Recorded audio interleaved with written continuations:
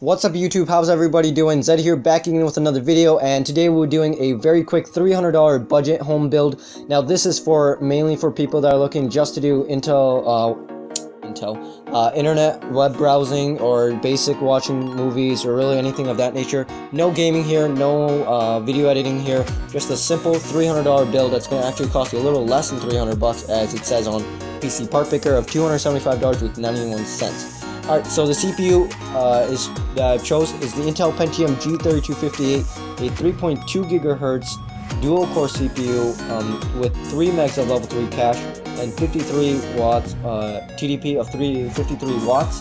There is no hyper-threading, but there is an included CPU cooler. It's on the LG1150 socket, and yeah, it's a really nice cheap budget CPU from Intel. You could always opt for an AMD CPU that could actually be quad core for those who are wondering, but this is an Intel design build, so that's why I've chosen that, but I will be for sure doing a AMD one as well.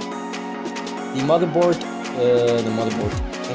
is the Gigabyte GA-H81M-S2H Micro ATX motherboard supporting the LG1150 socket on the Intel H81 chipset with 2 RAM slots supporting up to, I believe, which is DDR3 up to 1600 MHz with 16 gigs of total memory, and it has 2 SATA 6 gigabits per second as well as gigabit Ethernet and onboard USB 3.0.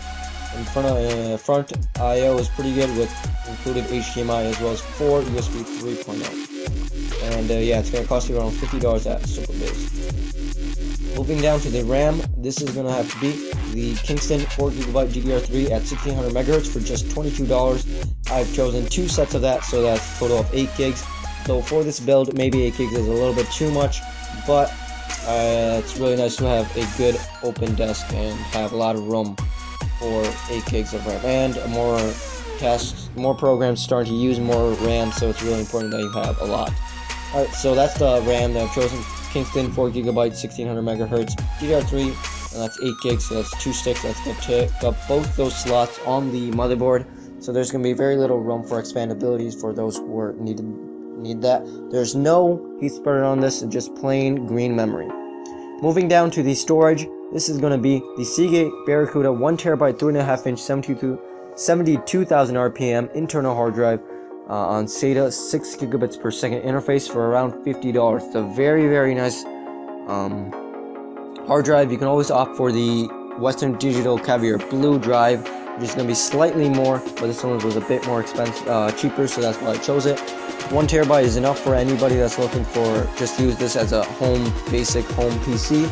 And if you're building this for maybe your grandma, grandpa, or mom and dad, that's going to be pretty nice too. The case is going to be the Thermaltake VL8000 1W2Z ATX mid-tower case for around less than $30. It's a very good bang for your buck case. It's not the best case on the world market, nor does it look like the best, but it's going to do you good for what it does, and it's very cheap. That's why I chose it. The power supply is the Thermaltake TR2 500 watt ATX power supply for around $300. 500 watt is complete overkill for a build like this, but it does give you options for expandability, such as adding a graphics card, because the motherboard does allow for a new graphics card if need be. You can always opt for more storage options as well as getting higher end quality products without having to worry about upgrading your power supply anytime soon. The optical drive will be the Samsung SH-224DB /BEBE/DV/CD writer for around $20. The total build cost comes just under $300, and that's after like sales and such. You can probably get these parts for actually even cheaper. In fact, at Fry's the other day I saw the G3258 for only 40 bucks, whereas over here it's showing for $65. And yeah, it's a home PC, not meant for gaming or video editing, just for basic home use, and it does rival a lot of those $400 HP/Dell type computers. So with that being said, guys, thanks for watching. See ya.